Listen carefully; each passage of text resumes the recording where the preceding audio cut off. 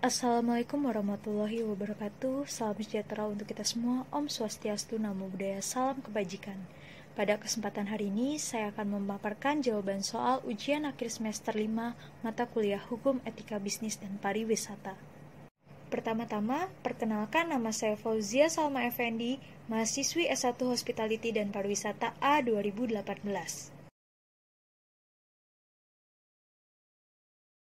Menurut pendapat saya, adanya kebijakan pemerintah terkait pendirian badan usaha tidak berbadan hukum tentu memberikan kemudahan serta keuntungan ekonomis bagi setiap orang yang ingin mendirikan usaha dengan kemampuan atau modal terbatas. Pendirian badan usaha tidak berbadan hukum tidak memiliki banyak ketentuan-ketentuan yang mempersulit pendirian badan usaha. Tidak adanya pembagian struktural peran yang rumit, serta modal yang dikeluarkan tidak sebesar ketika kita mendirikan badan usaha berbadan hukum. Namun, di satu sisi, saya juga berpendapat bahwa pendirian badan usaha tidak berbadan hukum sangatlah beresiko. Hal ini disebabkan karena tidak semua hal dalam bisnis dapat dilakukan tanpa bantuan hukum. Mulai dari mengembangkan bisnis, urusan administratif, hingga kerjasama dengan partner. Tidak hanya itu, badan usaha tidak berbadan hukum memiliki sumber dana yang relatif kecil, karena sumber modal didapat dari harta pribadi pemilik. Apabila harta pemilik merupakan harta bawaan atau pribadi karena statusnya belum menikah, masih dapat dikategorikan aman. Namun, apabila modal didapat dari harta bersama, tentu akan menimbulkan masalah di kemudian hari. Dari kedua pendapat saya tersebut, sebenarnya dapat ditarik bahwa mendirikan badan usaha tidak berbadan hukum sah-sah saja dan tetap memberikan keuntungan bagi pendiri. Hanya saja, apabila kita merencanakan untuk mendirikan, kita perlu memperhatikan dan mempertimbangkan resiko yang dapat terjadi di kemudian hari, sehingga kita bisa mengantisipasi sebelum terjadi. Seperti contohnya, membuat surat perjanjian antar pemilik modal yang isinya tidak merugikan sebelah pihak apabila terjadi masalah. Akan tetapi, apabila badan usaha sudah mencakup skala besar, saya tidak menyetujui badan usaha tidak berbadan hukum.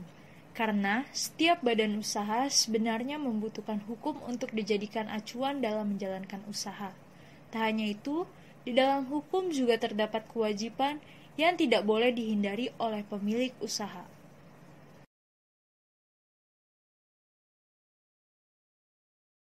Penggabungan perusahaan atau dikenal dengan merger adalah penyatuan satu atau beberapa badan usaha sehingga dari sudut ekonomi merupakan satu kesatuan, tanpa melebur badan usaha yang bergabung. Hal ini bertujuan untuk meningkatkan efisiensi dan kinerja perusahaan, memperoleh pasar, mengurangi atau menghambat persaingan, dan mempertahankan kontinuitas bisnis. Di balik adanya pengambilan keputusan perusahaan untuk mendapatkan hal baik, sebenarnya terdapat beberapa resiko dari merger yang mana dirasakan oleh beberapa pihak terkait, seperti karyawan. Resiko pertama yang paling memungkinkan adalah perubahan budaya kerja. Penyatuan dua atau lebih badan usaha dengan value berbeda dan budaya berbeda akan menyebabkan singgungan. Tentu saja, budaya yang akan diterapkan adalah budaya dari perusahaan yang lebih dominan, sehingga karyawan perusahaan lain harus bisa beradaptasi untuk bertahan. Risiko kedua adalah perampingan atau PHK. Hal ini biasanya disebabkan karena perusahaan setelah merger hanya membutuhkan sepersekian persen dari jumlah yang ada untuk dipekerjakan. Berikut adalah contoh perusahaan yang menerapkan strategi bisnis merger.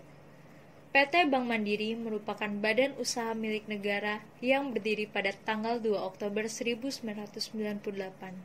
Berawal dari pengambil alihan kepemilikan saham atas 4 bank pemerintah, Bank Mandiri akhirnya memiliki aset, pinjaman, dan deposito terbesar di Indonesia.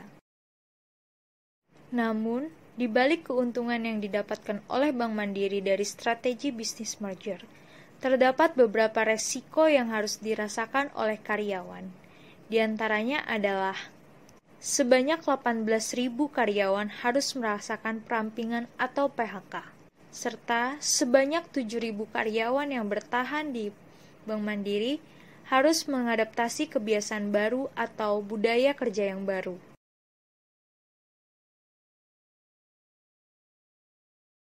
Menurut saya, Sebagai seorang wirausaha yang menjual produk berupa makanan tradisional khas Jogja, yang merupakan makanan khas turun-temurun keluarga, terdapat beberapa manfaat dari mendaftarkan merek usaha saya kepada instansi hak kekayaan intelektual. Manfaat tersebut diantaranya adalah 1. Adanya perlindungan hukum atas hak-hak saya sebagai pemilik merek dagang yang mana telah diatur dalam Undang-Undang mengenai Hak Cipta tahun 2002.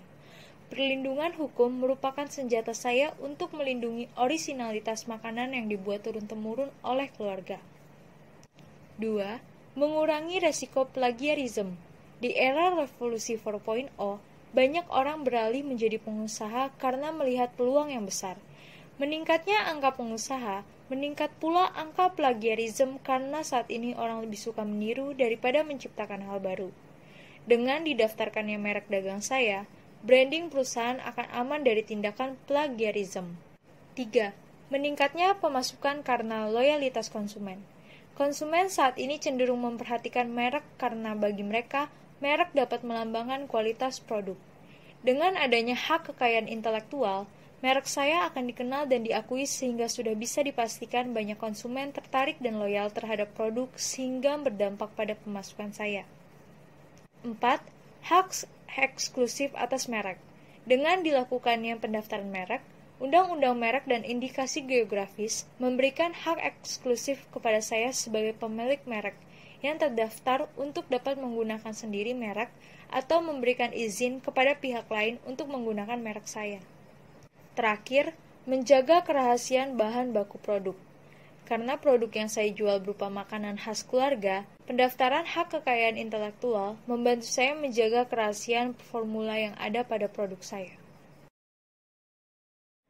Demikian pemaparan jawaban soal ujian akhir semester 5 mata kuliah Hukum Etika Bisnis dan Pariwisata yang saya buat. Mohon maaf apabila ada kesalahan. Terima kasih, salam sejahtera untuk kita semua.